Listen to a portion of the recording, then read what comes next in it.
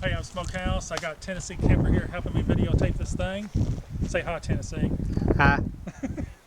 So anyway, we're going to do a little bit more of a detail on setting up this smokehouse. So what I'm going to do, this smokehouse has a channel at the very top that overlaps the strap. So you can see the channel right here where the strap comes through. I've already got it baited through it, and I've also got a sleeve that slides over this strap to help protect the material. So instead of sliding it through, I've already got it through. I usually keep it in it all the time. So let's go ahead and set this up. So I have a carabiner. These trees are about, I don't know, 15, 16, 17 foot apart, something like that. So what I'm gonna do is set this up about 6 feet high to start out with. Come over here and help me. This is a big tree.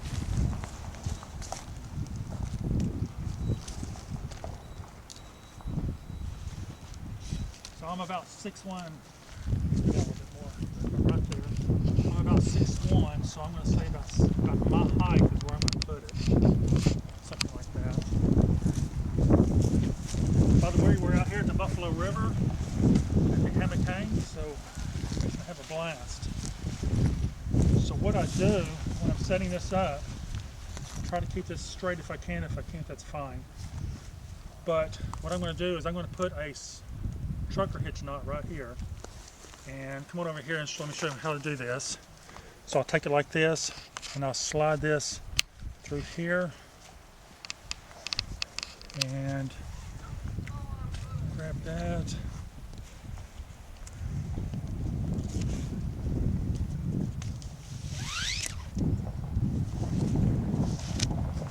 And so what we're going to do here, at this point, I'm going to grab this and I'm going to pull it absolutely as tight as I can. I want this thing, this line is rated for 1,500 pounds, so it'll take it. Just grab this on the other side.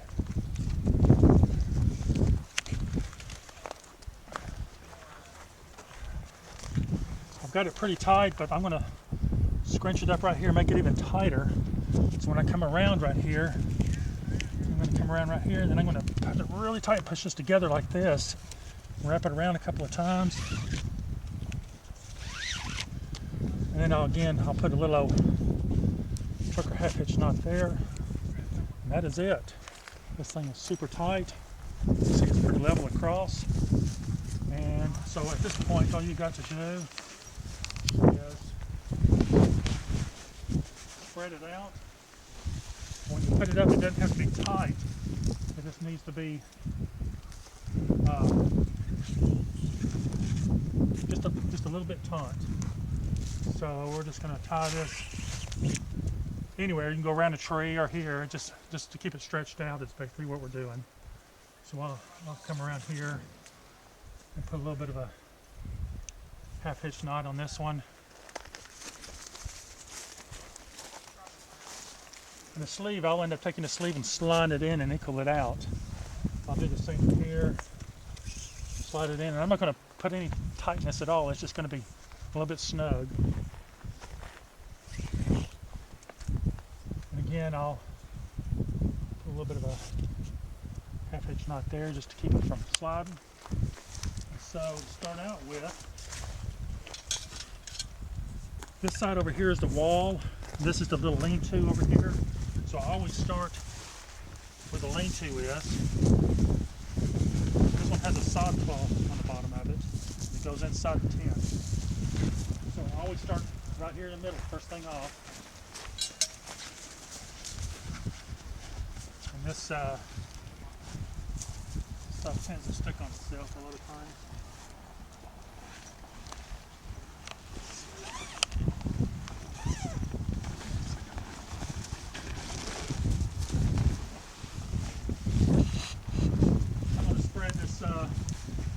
Sleeve down right now before it gets too tight on me.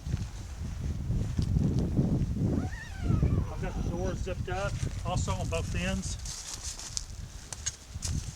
and then on the lean-to part that doesn't have the wall, I'm going to stake the one in the middle first. You want it tight, but you don't want it too tight, otherwise it's going to slide on the strap up there too far over. So I'm going to come down, put a little tension right here, and then I'm using some heavier stakes due to some pretty bad storms I've been through that pulled these old cheap aluminum stakes out. So it's still just off the D-ring is off the ground a little bit. So now we're going to come over to the wall side.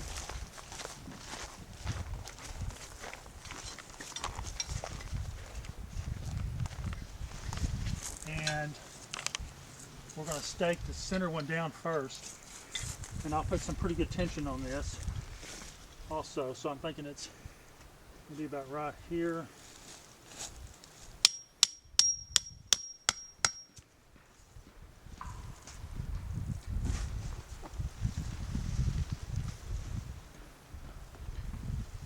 Okay, that looks good. So we're going to do a couple. We're going to finish up and do the corners on the other side now.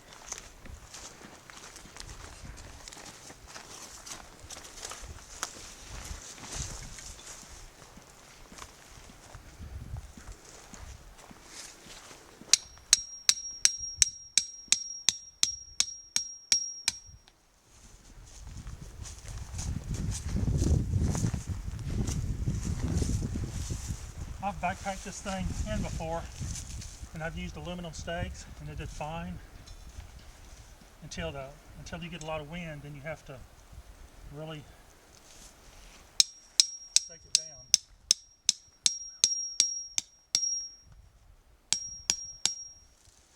Okay, this side is staked. Now let's go to the other side.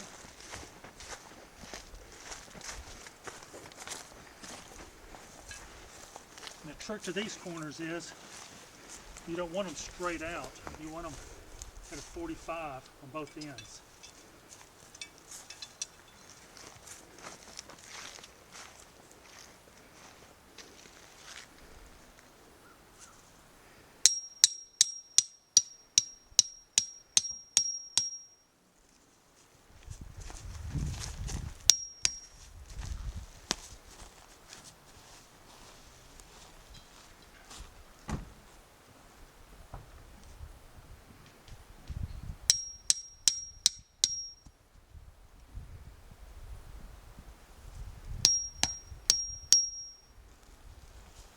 And at this point, you can either use striking poles or whatever type of pole system you have.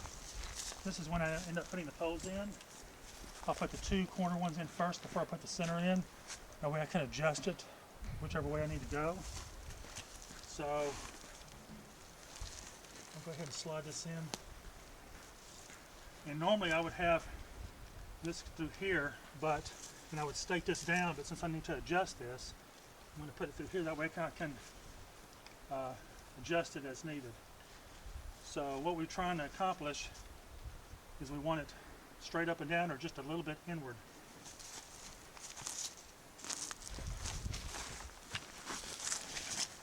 Sod cloth goes underneath.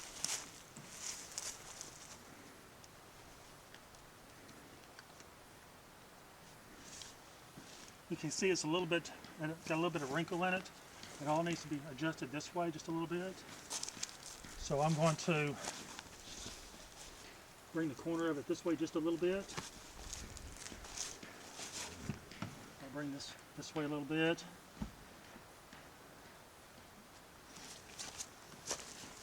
Adjust it to where there's like that. And then I've got a D-ring down here that you can stake down. Well, let's see, I've got this pole here.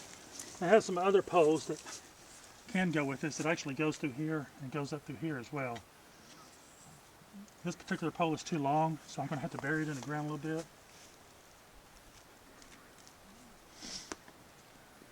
Make it work.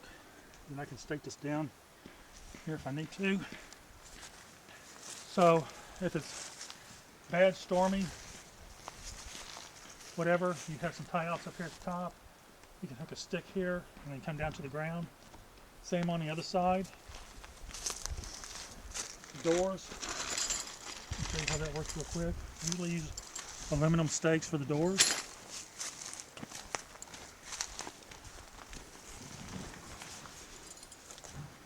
If I'm not going to go in and out of this door very much, I'll go ahead and stake both of them at the same time.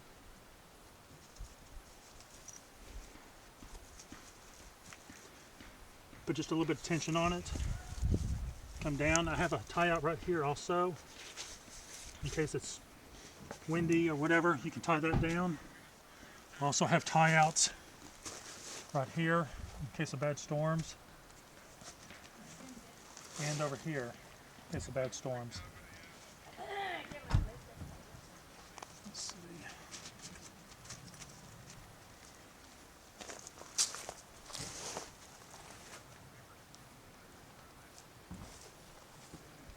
So on the other side,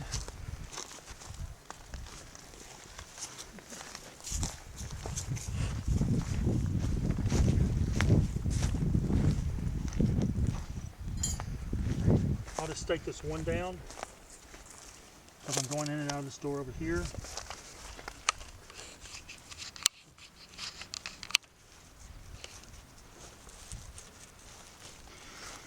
And you can unzip this.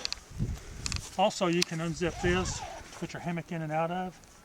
This is going to have a hole up here for your strap, and then this is adjustable. On the newer ones that I'm doing now, I also have a third zipper up here, so if you got your hammock coming out right here, you can actually zip this down pretty close to where your line is coming out, and it keeps it a little bit tighter. So let's take a look inside and see what it looks like.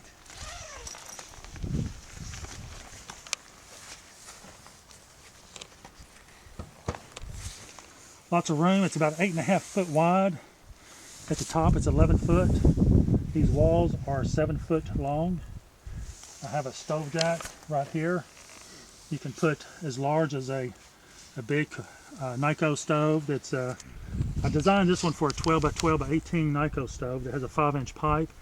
You can have whatever size stove that you want, but preferably to keep it not much bigger than a Nyko stove. And I've been in it in 9-degree weather or temperature Fahrenheit, and it stayed 70 inside the shelter the whole night, and it never had moisture or anything inside it because it stayed 70 degrees the whole time inside of it. So we'll get the stove set up and we'll take a couple more pictures. Ready? Okay, this is the Nyko stove. It's a 12 by 12 by 18 inches long, and this is what I mainly built this thing for. It'll run, I know for a fact, 4 hours plus without having to refill it. Thing does absolutely wonderful. I've had it 9-degree weather, and it stayed 70 inside the tent all the time. So let me show you how this works.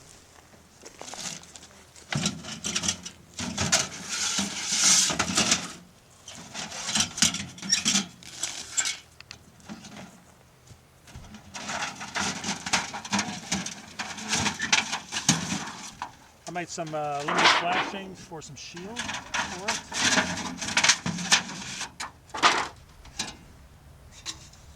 And also, I've got a little extra floor in here, so I won't burn out the bottom. Table. So,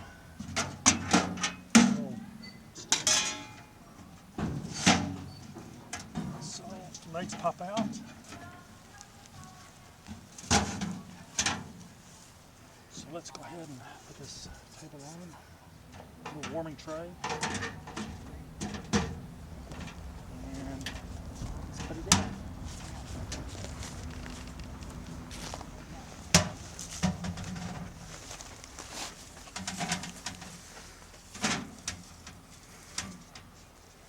It's about 12 inches to the wall, plenty of room, but I've got some aluminum flashing in case it really gets hot that you can help protect it from you or the shelter itself.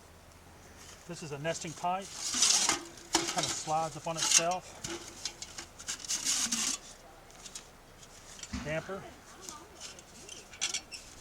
So let's see. going to start out like this.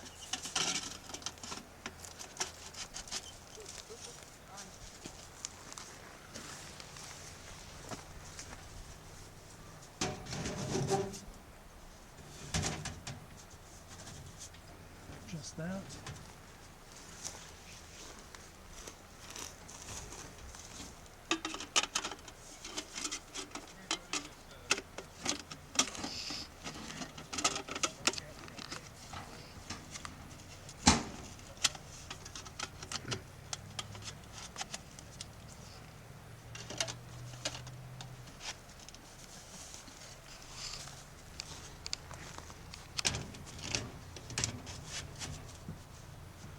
And that's all it is to it. You can put this little rain cap on it. I'm not going to put it on today, but you can see there's plenty of room. Hammock does go in here. It's got a couple of zippers on here. You can zip down to put the hammock in and still close it up. Again, you can have somebody sleep on the ground, 2 people on the ground easily, and then somebody in the hammock, and maybe even 3 people on the ground, but 1 person in a hammock. And like I said, it keeps you nice and warm and dry. The material is military grade. It's a multicam fabric from the Multicam company, and very, very waterproof, very, very durable, and it does a great job. Gotta put that right.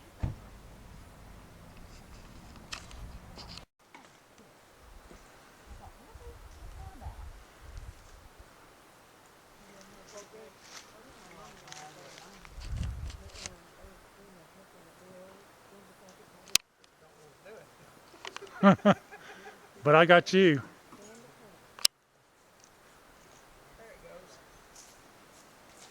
You get chili, did you?